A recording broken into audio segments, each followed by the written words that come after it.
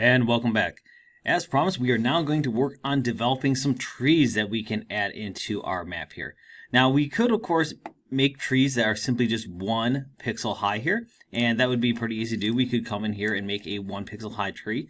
But what if we had some trees that are really tall? We want to maybe show ones that are really large in relation to everything. Well, for that aspect, we're actually going to use 2 of our squares here for that. I'm actually going to zoom out just here a little bit.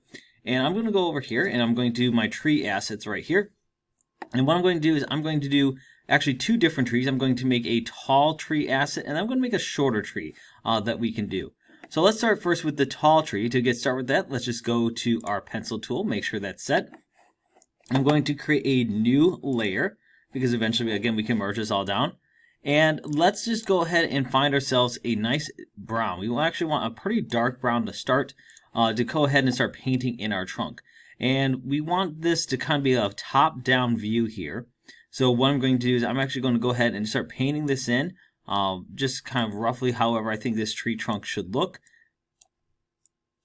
And it's okay if you are not perfect with it, because remember, you're allowed to easily go in with your eraser tool. You can erase some of these different aspects of this root, however you set this up. Remember, you do want to see the roots coming out of this tree, again, because we are looking at this top down.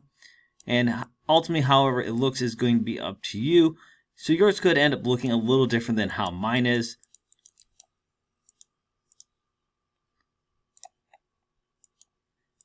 I'm just going to add a little bit more detail here, and I think that looks pretty good to start. So that's the start of our tree right here. We got kind of a nice little root system growing out here. And let's go ahead and get ready to add a little bit of texturing, a little bit of details with highlights and shadows. So let's go ahead and choose our highlight color here. So I'm just going to go ahead and bring this up in color. I want kind of a nice brighter tone here that I'm going to work with. So that looks pretty good.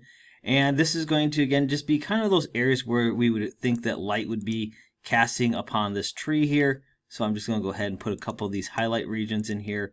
Have this kind of come in together to form this tree piece here, kind of make our center. And have that just kind of go through, trace through this tree here.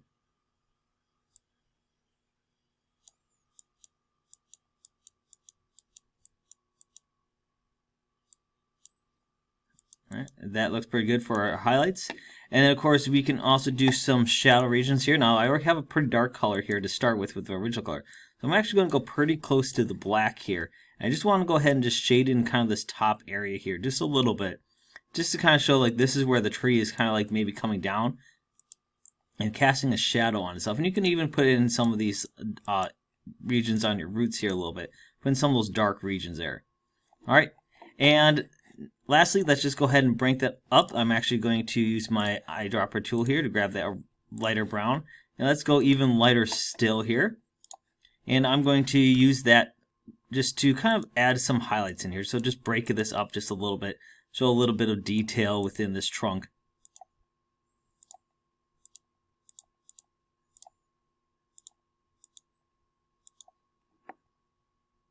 Alright, so that looks pretty good there to get started. Now we're getting ready to add in some greenery to our tree. So for this, let's go ahead and find our greens here. So let's go ahead and go to our color palette. Let's go to our green section here and find us a nice green that we can work with, that we're going to be pretty satisfied as our base color. And this one doesn't look too bad. I could go, of course, a little brighter, but I think this is a pretty good green palette here to start.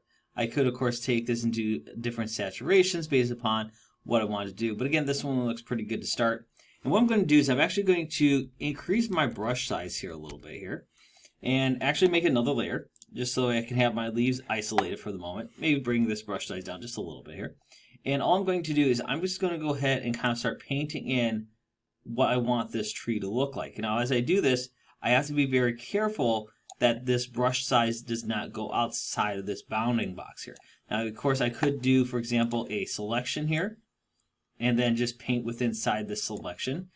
So if I do that and I use my pencil tool, you'll notice as I paint, it won't go outside that selection, which is kind of nice so we don't accidentally paint over, for example, like my bridge asset here, but allows us to put this in. And we don't want this necessarily to be a round, uniform looking tree. We want to have a little bit kind of natural deformity and stuff in here because, again, this tree is kind of growing on its wild. And if we have pieces that we say, oh, that's a little bit too much, I can just switch to my eraser tool and actually just kind of peel that back there just a little bit and maybe just have this tree maybe not quite so perfect along those edges there.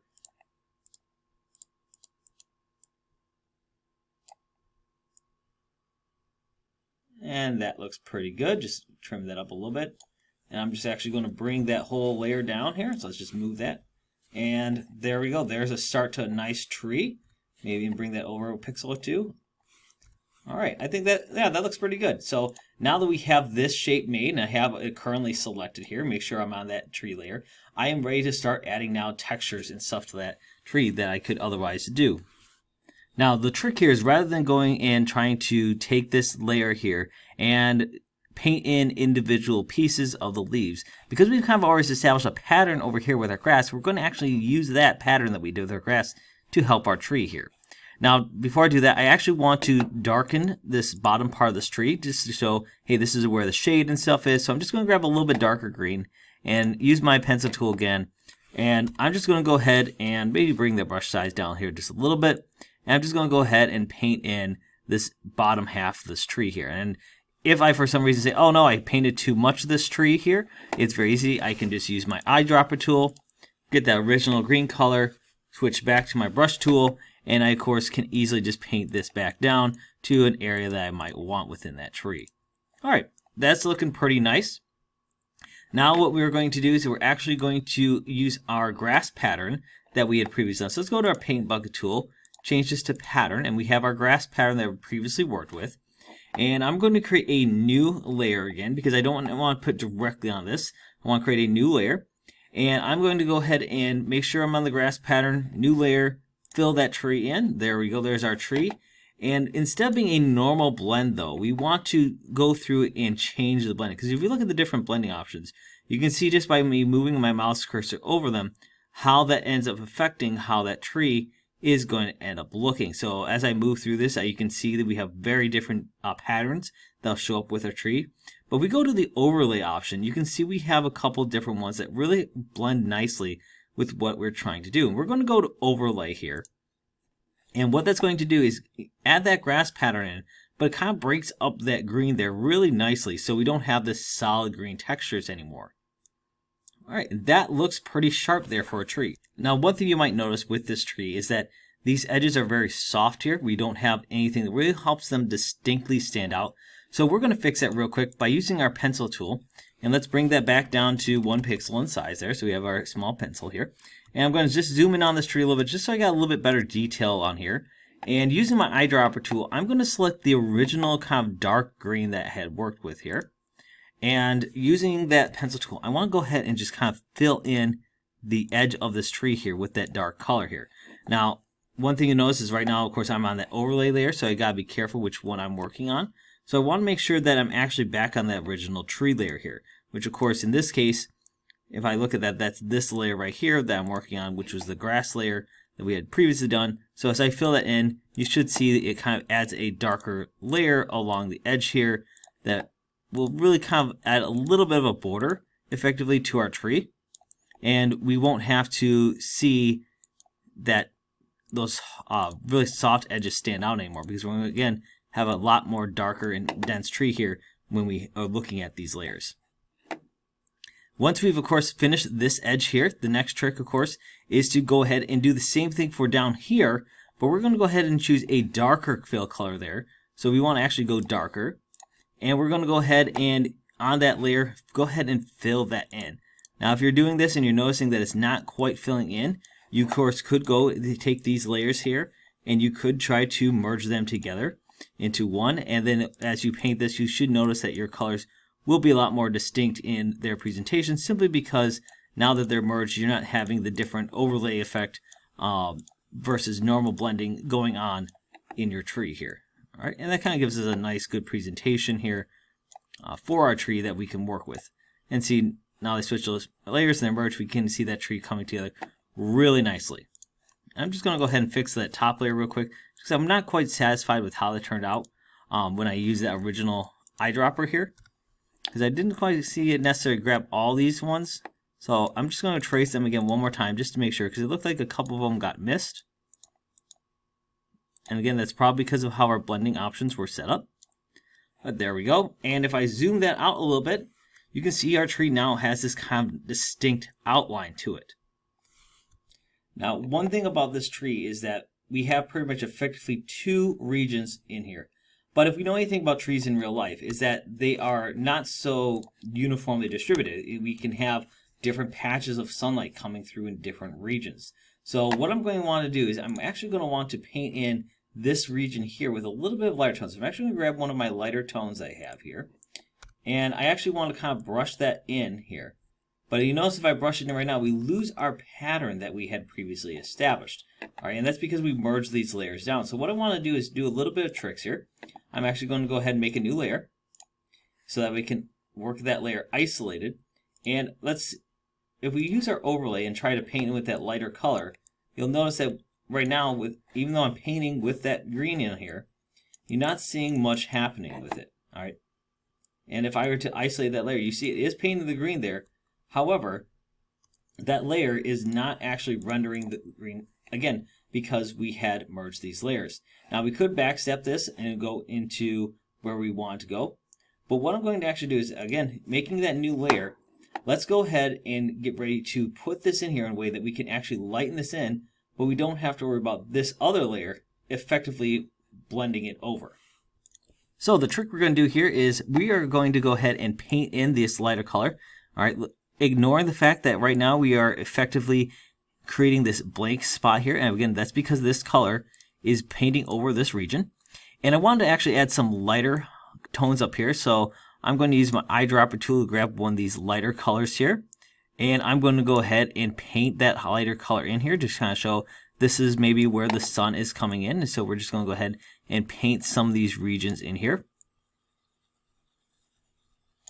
And you could have your regions just be a little bit different. It's perfectly fine. And maybe have a little bit of a small highlight region down here as well. And what I'm going to do now is I'm going to add another layer. Let's go ahead and hide this layer that our original tree is on. And you can see here's the regions that I've colored.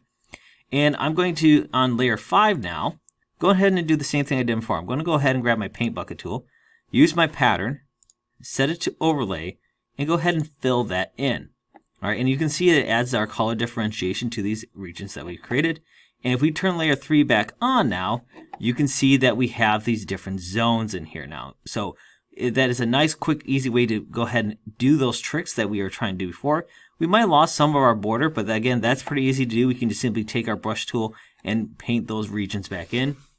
And if I zoom out at my tree, you can see that we have a tree that's not quite so uniform. It gives us some different regions to look at in the tree, so it shows us different sectors that might be thinner or thicker within the tree, different shading that is going on. All right, so we have a pretty solid tree here. So I'm just going to go ahead and merge this layer, these 3 layers of the tree back together here. So let's go ahead and merge those layers. And I'm actually wanting to go ahead and add a shadow to the trunk here. And so what I'm going to do for that is I'm actually going to add just a new layer real quick. And we're going to go ahead and go back to our brush tool and let's set the color to just a solid black this time. All right, deselect the selection I have right now. I'm actually going to bring this brush tool up in size just a little bit because again, I'm just going to go ahead and paint over this region here right now where the tree is underneath. And you can adjust how you want this shadow to look. But ultimately what we're going to do is with this layer right here, we want to take the opacity of that layer and just bring it down to somewhere near 30%. It looks pretty good. We got kind of a region there. Or we can take it up a little bit more. But what that's effectively doing is it's allowing us to have a shadow get cast here without overwriting everything else that we've done within this tree. All right, and if I were to merge that layer down, one of the nice things about that is that we don't lose that shadow effect that we previously had. All right, I'm going to go ahead and merge this tree down because I feel pretty confident with how this tree looks here. So I'm going to go ahead and use my selection tool, my rectangular marquee. Let's go ahead and copy that tree and bring it over into our pixel art map. And you can see we have a pretty nice looking tree here that we can go ahead and add into our map. Now, of course, you might see some weird things like if I try to put this on top of some of these knolls and stuff, it might just be in how it's layered here within my region here. So you might have to rearrange where this is. So for example, if I put that as the topmost layer, you can see now that tree will sit on top no matter where I go with it. And so it's just kind of a nice way to add those trees in. And I can, of course, copy these different trees pretty easily to really help add some variation. Now, I did, of course, promise that we could make trees of different size. So that, of course, is just a real quick trick. So I'm going to go back to my pixel art layer here. I'm going to keep the selection I have and just use our Alt trick here to go ahead and make a copy of this tree.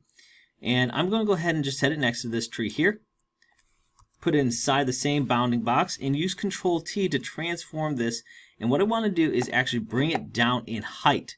All right, I don't want to affect the width of it too much.